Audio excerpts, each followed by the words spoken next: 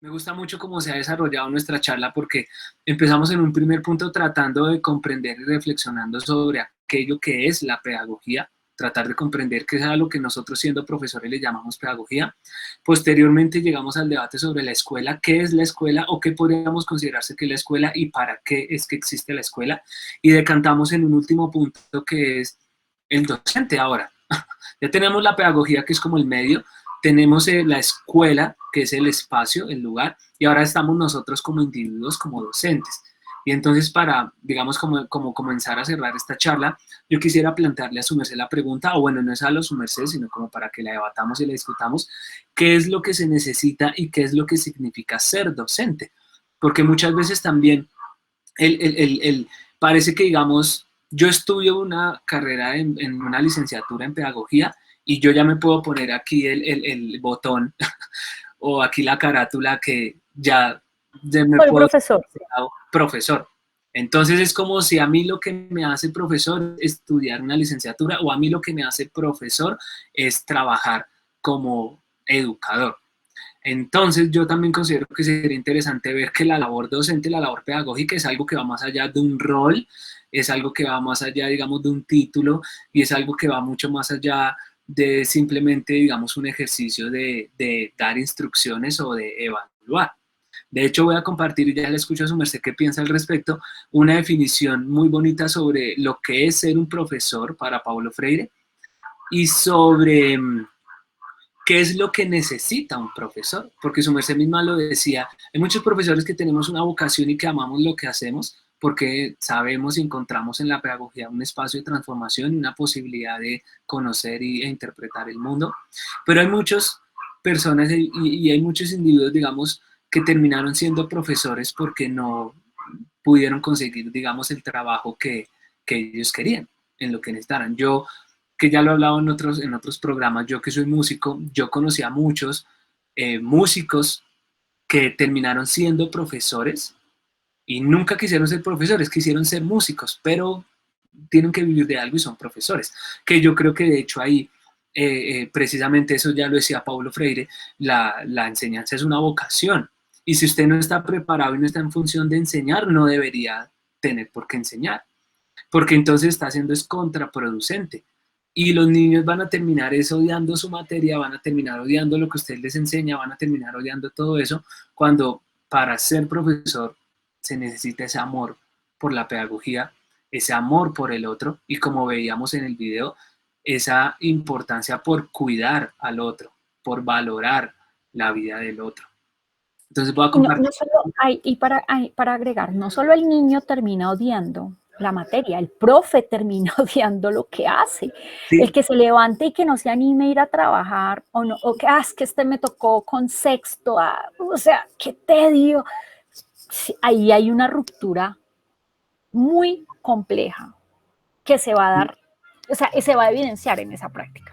sí, y se replican una serie de inconformidades donde la escuela está inconforme, el profesor está inconforme, porque además ya sabemos lo paupérrimo que pueden ser los sueldos y las condiciones, digamos, laborales de un profesor en Colombia, y no digo en Colombia, sino en Latinoamérica, porque que Freire sea brasilero y estemos hablando sobre él ya nos deja mucho que pensar sobre la educación en Latinoamérica.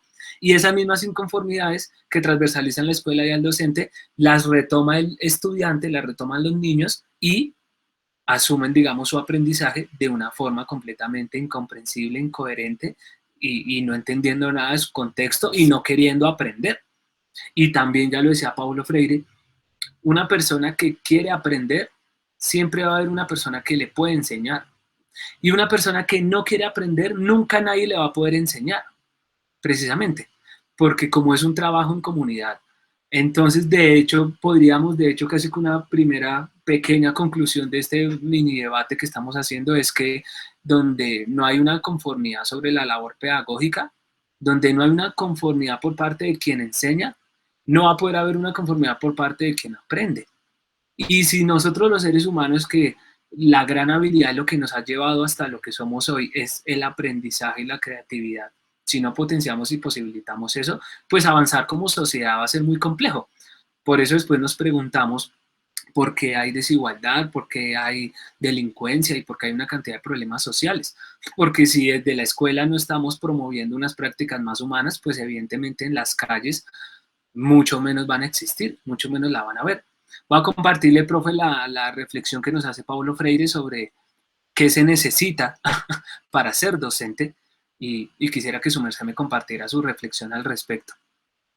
El maestro necesita saber muchas cosas para poder enseñar, pero lo más importante no es lo que necesito saber para enseñar, sino cómo debemos ser para enseñar. La base está en no matar al niño que existe en nuestros adentros. Matarlo sería una forma de matar al alumno que está allí enfrente. En eso creo que Freire retoma el tema que su merced hablaba ahorita de la empatía, ¿no? Ujú. El estudiante solo aprenderá cuando tenga un proyecto de vida y sienta placer por lo que está aprendiendo. Debemos aprender con la rebeldía del alumno, que es una señal de su vitalidad, una señal de su inteligencia, lo cual debemos canalizar para orientarla hacia la creatividad y no hacia la violencia. Me parece muy bonito porque Freire acá nos invita, es como docentes, a ponernos en el rol del estudiante, a Ujú. comprender su realidad, a comprender sus implicaciones sociales para poder aportarle algo, porque si no comprendo lo que él vive, no le voy a poder aportar nada y no le voy a poder enseñar nada, si es que Ujú. mi objetivo es poderlo cultivar como ser humano. Y para esto, y ya su merced nos cuenta qué piensa al respecto de lo que se necesita para ser un docente, o qué significa para su merced, digamos, ser docente, el Freire dice que es importantísimo cuestionar nuestra profesión, Ujú. preguntarnos sobre el aprendizaje de nuestros estudiantes. Dice Freire, el sueño posible, el sueño de construir un mundo diferente a través de la pedagogía, nos exige que pensemos diariamente en nuestra práctica, comprender lo que yo hago, comprender, digamos, mi propia práctica y problematizarla. Buscar, digamos, comprender lo que yo hago, hacerme preguntas constantemente, porque ya también lo decía Freire, la labor pedagógica no es lineal, no es monótona, no es rutinaria, porque Ujú. nosotros cada clase nos encontramos con niños diferentes, cada clase. De hecho, esto ya lo decía Heráclito, un filósofo griego de la antigüedad, y él decía que nunca nos bañamos dos veces en el mismo río. ¿Por qué? Porque yo me meto en el río, salgo, y cuando me vuelvo a meter al río, ya yo soy otra persona, yo ya cambié, y el río fluyó, y el río también cambió. Y eso es una alegoría también a la clase, como lo dice Paulo Freire. Yo nunca le dicto la clase a los mismos niños. Yo le dicto, o yo estoy en este espacio pedagógico con estos estudiantes y me veo con ellos una semana después y ellos ya son otras personas, ya han cambiado, ya han crecido. Y yo también ya he crecido, ya he cambiado como profesor. Entonces nos enseña Freire que esta labor pedagógica exige y nos exige constantemente una revisión de lo que hacemos, una retroalimentación, un escuchar a los estudiantes, qué está pasando, qué estoy haciendo bien, qué les gusta, qué estoy haciendo mal, aprender constantemente, aprender y crecer como profesor, crecer como educador. Por eso su merced ya lo planteaba anteriormente, cuando yo llevo 10 años dictando la clase exactamente igual porque el Ministerio de Educación o las políticas me exigen enseñar la clase exactamente igual, pues por obvias razones no va a ser un espacio de reflexión y no va a ser crítico y no va a ser transformador, porque es que llevo todo el tiempo dictando lo mismo y los niños es como una receta, ellos aprenden esto y terminó.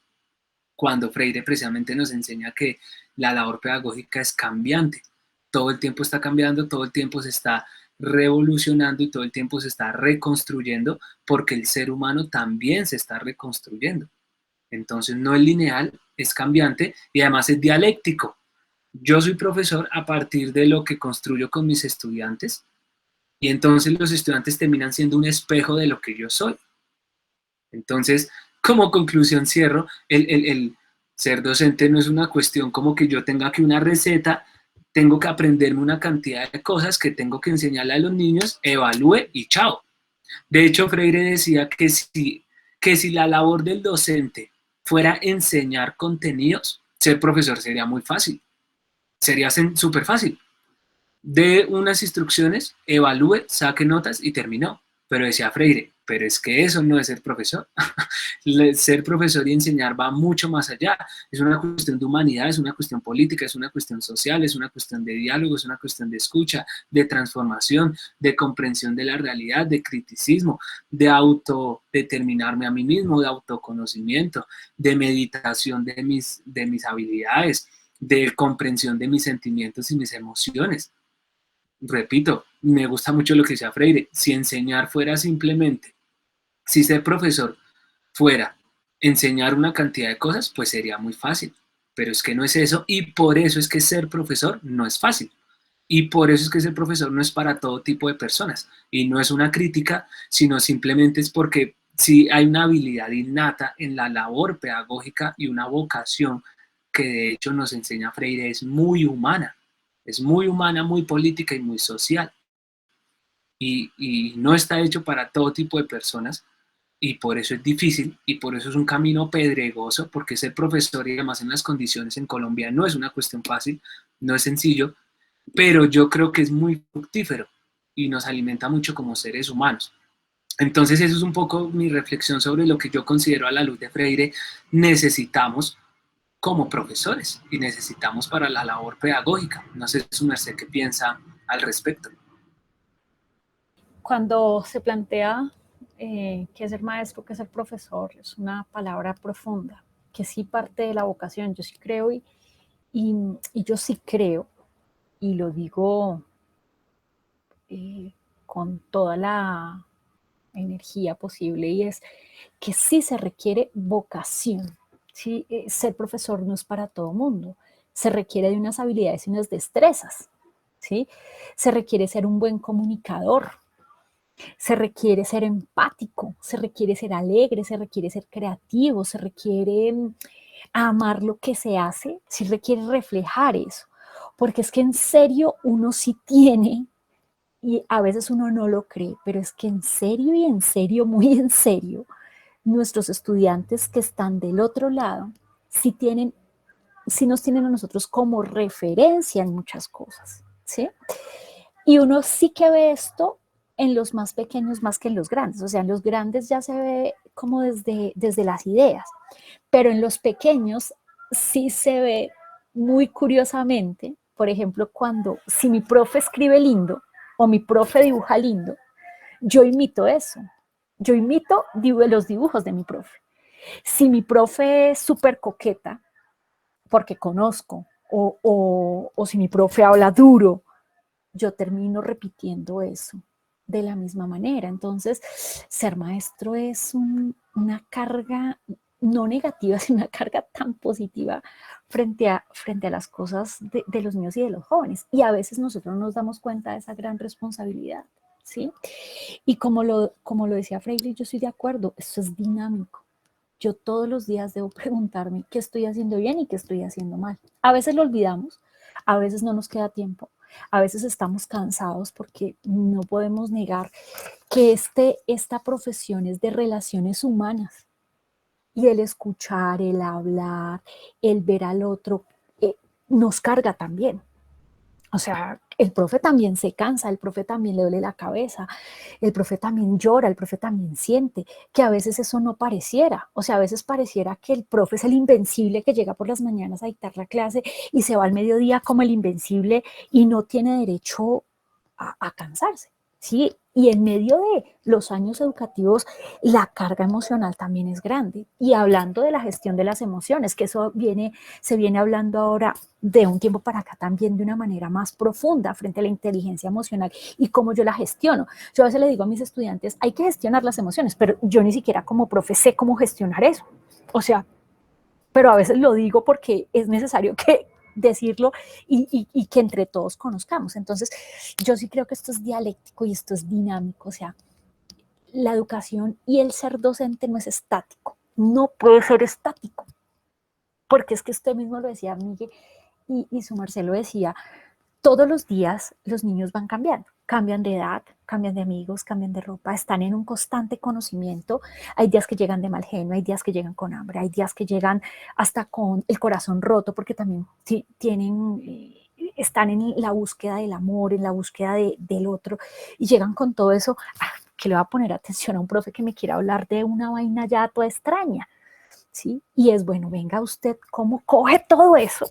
Y trata de acercarlos, de sacarlos como como de esa cantidad de cosillas, y trata de hablarles no solo de contenidos, porque es que el profe no es solo un contenido. Un profe, un maestro, un educador debe convencer, debe argumentar. Siempre habla en plural, o sea, no dice voy, sino dice vamos, ¿sí? Tiene esa capacidad de escuchar y tiene esa capacidad de observar. Un profe debe ser muy buen observador. Creo que con el pasar del tiempo uno pierde ese tipo de habilidad de observar, es por la misma cantidad como de cosas que se tiene. Pero el escuchar y el observar es tan importante dentro de un aula de clase. Hay una cosa muy importante, es que un docente debe respetar, ¿sí? Debe compartir, debe enseñar con el ejemplo, debe inspirar, ¿sí?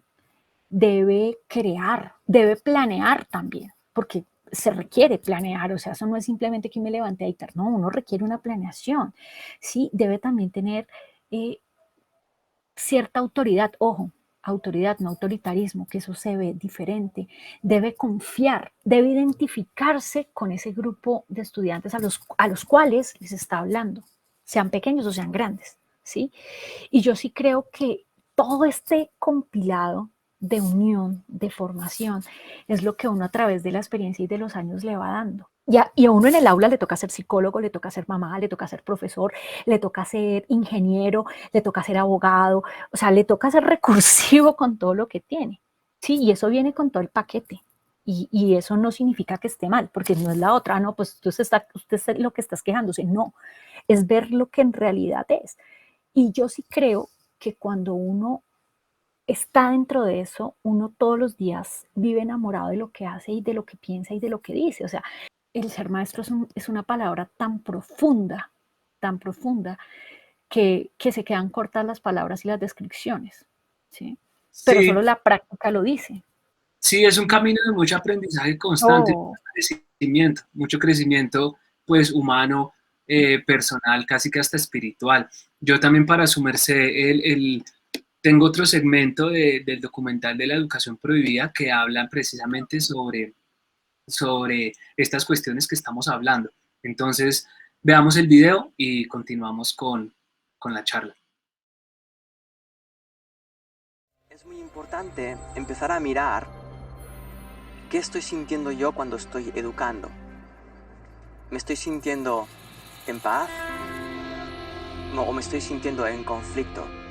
El cambio en los maestros, pues en la misma línea que los padres, exactamente, es descubrir su propio ser, su propio potencial, en descubrirse más allá de las creencias y de la educación que han recibido. Por lo tanto, eso exige un trabajo interior muy grande, tremendamente grande. Pero sobre todo es un camino de autoconocimiento. Un maestro, para ser maestro, tiene que estar en un continuo proceso de autodesarrollo. Un trabajo muy profundo de sensibilidad, de conciencia, de armonía, de alegría, ¿no? Para atreverte a llamar maestro. Porque si el docente sigue temiendo el mañana, si el docente sigue dudando de sus capacidades, no lo va a poder orientar al chico. Si realmente en la educación no eres feliz, no estás educando. Entonces el docente también tiene que amar todo lo que ha vivido hasta ahora para precisamente darle la vuelta y transformarlo. Cuando vos estuviste realmente conectado con los chicos, salís de esas clases como rejuvenecido, lejos de irte de la escuela cansado, te vas con un montón de energía. Mucha gente que quiera ser maestro porque le dé ganas de jugar, que quiera ser maestro porque le dé ganas de abrazar, que quiera ser maestro porque le dé ganas de aprender de los chicos. Yo pienso que realmente ser maestro es un privilegio en esta vida, porque es como meterte en la fragua todos los días. Salís transformado, aunque tenés que estar muy, muy ciego para no aprovechar esa oportunidad de crecimiento que tenés. Porque es el contacto con la vida misma, es como estar como en la naturaleza en su estado más puro.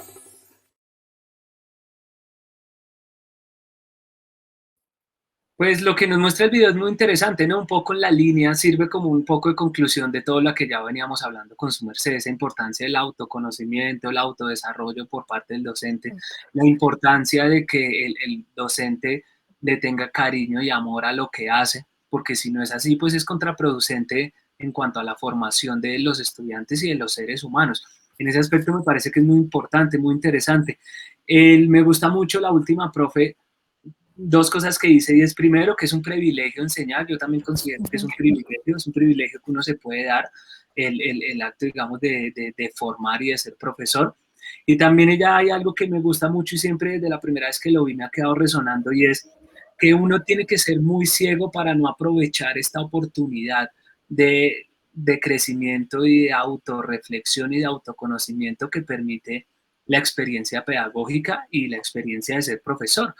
Y ella dice algo, y es, porque ser profesor es tener ese contacto con la vida en sí misma, es como conocer y hablar con la naturaleza en su estado más puro.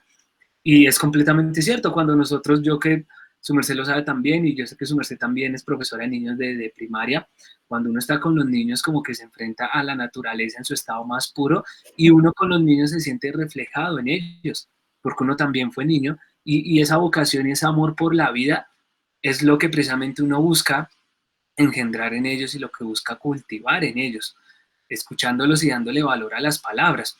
Yo quisiera aquí unirlo con un tema, profe, y yo creo que comenzamos a cerrar, digamos, nuestra charla, tertulia, entrevista, que pienso es muy provechosa y será muy provechosa para todas las personas que vayan a retomar este contenido, y es el tema de la utopía y la esperanza. La esperanza es un tema que no se puede desligar de la actividad pedagógica. Ya Paulo Freire lo decía y yo estoy completamente de acuerdo. La enseñanza de la pedagogía es una actividad en sí misma que le apuesta y alimenta la esperanza, porque a través de la pedagogía es como le damos sentido a la esperanza, sentido material, sentido histórico. A partir de esa reflexión de la utopía de construir un mundo diferente, ese sueño latente del ser humano de tener una vida más digna, de vivir en solidaridad, en paz, en escucha, en comprensión, en amor, en respeto propio, en respeto común, en cariño y todas estas, digamos, valores humanos que siempre hemos anhelado, pues es a partir de la pedagogía como los convertimos en realidad y como los convertimos en historia, porque nosotros, ya lo decíamos al comienzo de la charla, hablamos y construimos el futuro a través de nuestro diálogo con las próximas generaciones.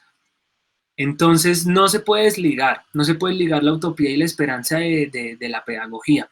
De hecho, Paulo Freire, en términos concretos, pues es un escritor pedagogo que finalmente es un filósofo de la utopía, es un filósofo de la esperanza, es un filósofo que le apuesta a la posibilidad de construir un mundo diferente y, como él mismo decía, construir a través de la pedagogía una sociedad menos fea, una sociedad menos violenta, una sociedad menos dañina, una sociedad más humana, una sociedad menos fea, una sociedad menos malvada. Así lo dice textualmente en la pedagogía del oprimido Paulo Freire. Entonces quisiera cerrar, profe, que su merced me diera, digamos, este punto de vista sobre la esperanza y sobre la utopía. Yo considero que la utopía es el motor de nuestra labor pedagógica. Voy a citar nuevamente a Paulo Freire, donde habla y donde nos desarrolla un poco sobre la importancia de la pedagogía y la utopía. Él dice que la utopía tiene una función social y educativa porque es una manera de escapar de la violencia. Y eso me parece muy, muy bello. La utopía nos permite huir de la violencia, nos permite negar la guerra, la devastación, la avaricia, el odio, la envidia. Y a través del acto pedagógico le apostamos a otros valores de vida y a otras formas de vida. Voy a continuar con la cita. Al tiempo que se preparan las reformas necesarias y se organiza mentalmente un espacio propicio para los cambios. Eso me parece también muy interesante y muy profundo en Paulo Freire. La utopía no es un sueño abstracto, la utopía no es una falsa ilusión, no es allá una quimera o el oasis del desierto.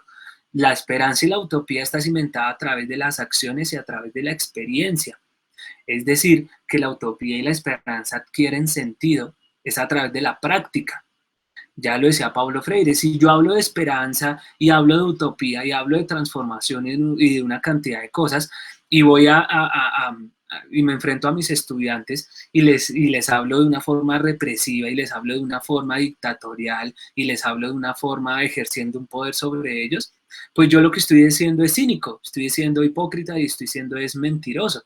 Porque hablar de utopía y de esperanza tiene sentido a través de nuestras acciones, a través de lo que hacemos. Y en este caso lo que hacemos a través del ejercicio pedagógico. Y eso me parece muy bonito. No solo nos permite escapar de la violencia, sino también nos permite generar espacios propicios para los cambios. Es decir, no podemos tener un mundo diferente si no nos damos ni siquiera la posibilidad de soñar y posibilitar desde nuestras acciones un mundo diferente. Voy a continuar con otra parte de la cita y ya le escucho a su merced qué tiene que decir al respecto. Dice Paulo Freire, el educador, el profesor, es un realizador de sueños. Para él, el pensamiento utópico va muy ligado a la reflexión pedagógica, en la medida en que el educador, al reflexionar sobre su accionar, produce cambios.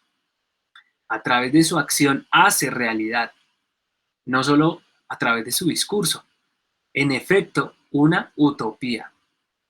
La educación es un instrumento muy eficaz para la transformación.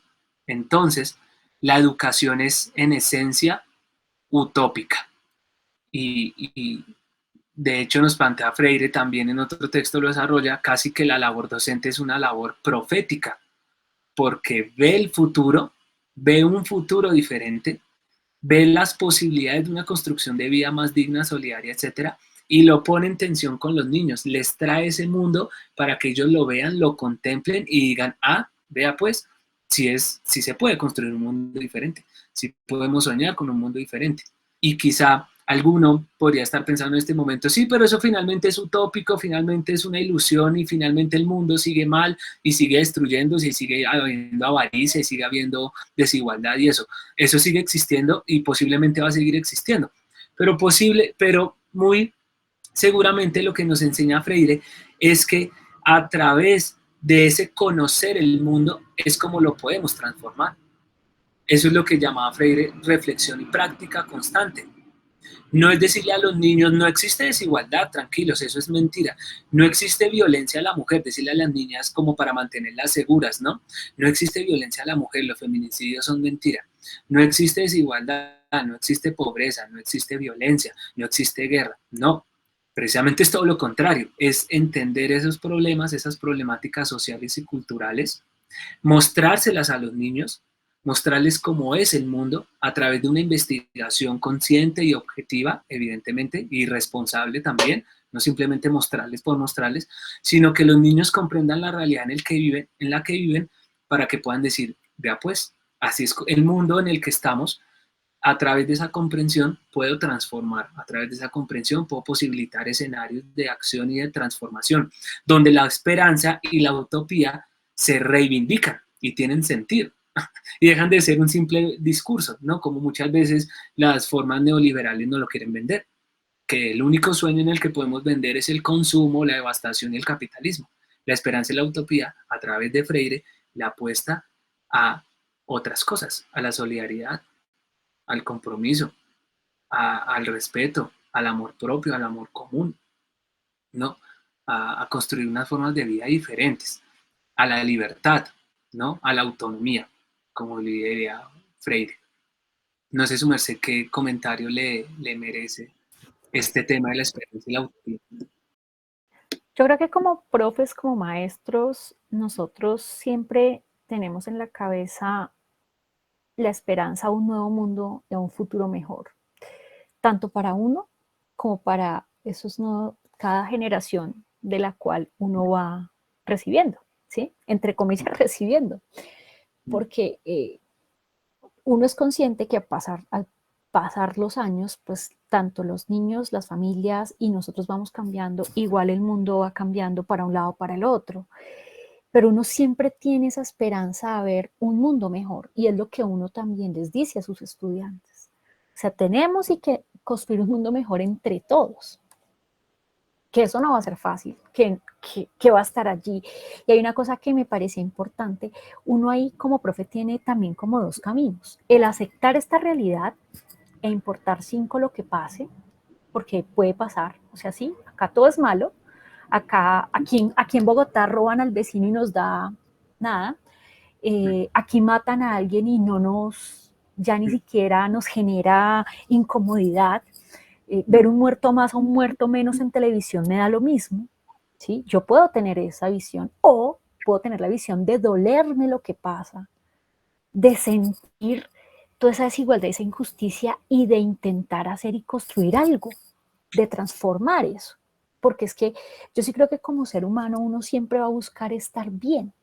Pero hay una cosa que me parece importante y no solo estar bien como individuo, porque esa es otra cosa que nos han vendido. Usted está bien solo como individuo.